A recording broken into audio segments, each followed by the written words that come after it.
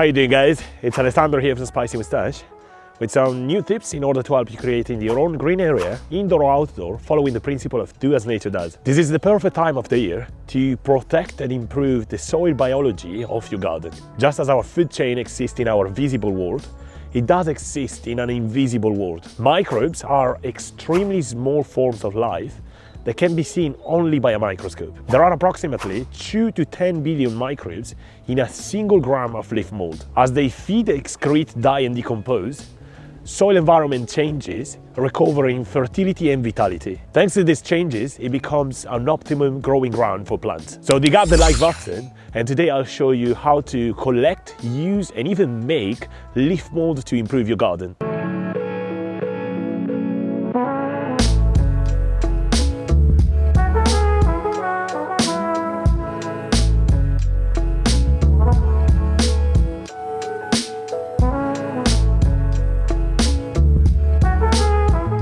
If you're looking for a soil amendment which is free, jam-packed with microorganisms and easy to find, leaf mold is exactly what you need. I came to the nearest woods because you need an area with high vegetation to find and collect your leaf mold. Leaf mold is nothing more than the layer of leaves that keeps falling down and gets decomposed by fungi. The reason why you need this is because leaves contain 80% of the nutrients that gets picked up by the tree. However, as they die, most of these nutrients gets reabsorbed by the tree. What remains in the leaves, it's an important substance called lignin. It acts as a buffer for extreme mineral flows within the soil, and it can also hold on to nutrients. Lignin is also the fiber in the leaf's cell structure, and it takes a long time to decompose. This means some leaves that are higher in lignin content are slower to decompose compared to other leaves. While compost is wonderful to improve soil fertility and texture,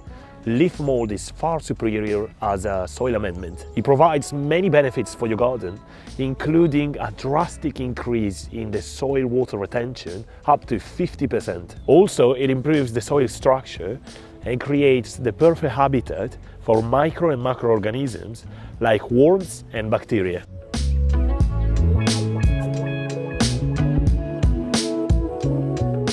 To collect your leaf mold, it's really easy, and you can store it in breathable bags that you can keep at home until you need it. You just need to find an area with high vegetation close by to your location, and that would be ideal to collect your leaf mold. The reason why you need it close by to where you live is because microorganisms will be used to the same growing conditions, and they won't die or slow down whenever they are introduced into your garden. However, a few recommendations before starting to collect your leaf mold. Make sure the area has not been sprayed by any chemical pesticide.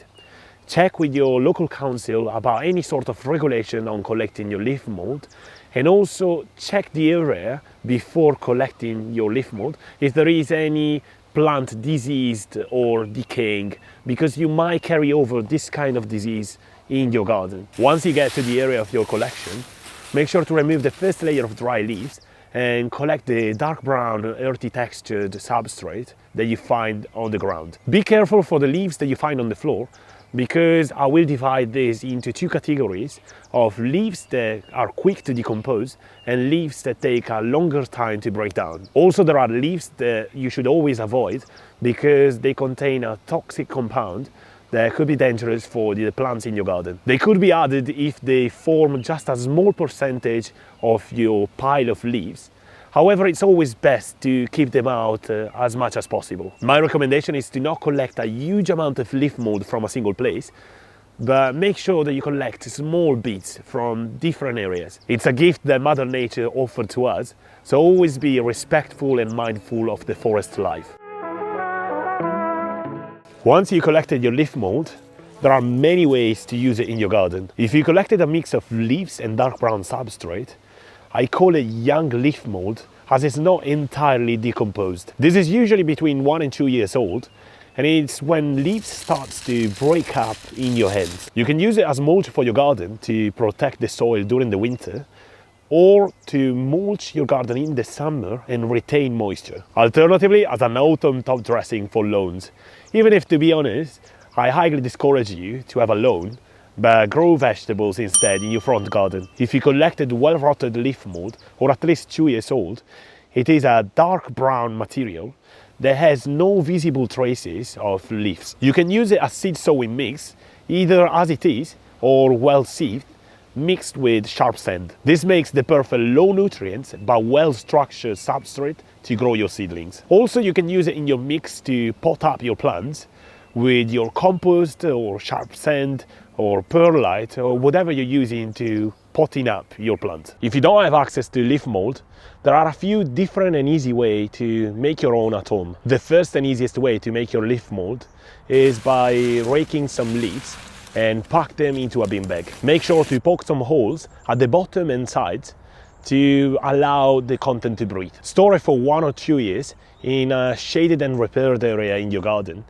and it will turn into a dark brown substrate, which is leaf mold. However, I don't really like to use this method because it involves plastic. The second method is by creating a cage with chicken wire or netting. Simply create a wooden structure that will be the base of your cage, and I used secondhand wood that I had stored in the garden. Close the sides and bottom with some netting and secure it with a stapler, and this will be your cage for the leaf mold. You can now fill it up with leaves and make sure they're moist. If they are really dry, you can water them down, and you can check every couple of months to check for dry spots and water them down to make them moist again. Just remember that leaf mold will take a longer time compared to compost to create, because it's mainly fungal activity that activated the decomposition. To speed up the process, you could potentially add grass clippings or coffee ground, which are full in nitrogen, and they will allow you to get your leaf mold quicker. Alternatively, you could also shred the leaves in small bits, and this will also speed up the process. One of the main goals when having a garden is reducing your wastage, and dry leaves are no exception. This is one of the best ways to improve the soil biology of your growing space, and I also call it the lazy way of composting. I hope you liked today's video, and if so, please subscribe to my channel, turn on the notification settings so you can be notified every time I post a new video, and I'll see you next week for a new episode. Thank you so much for watching. See ya!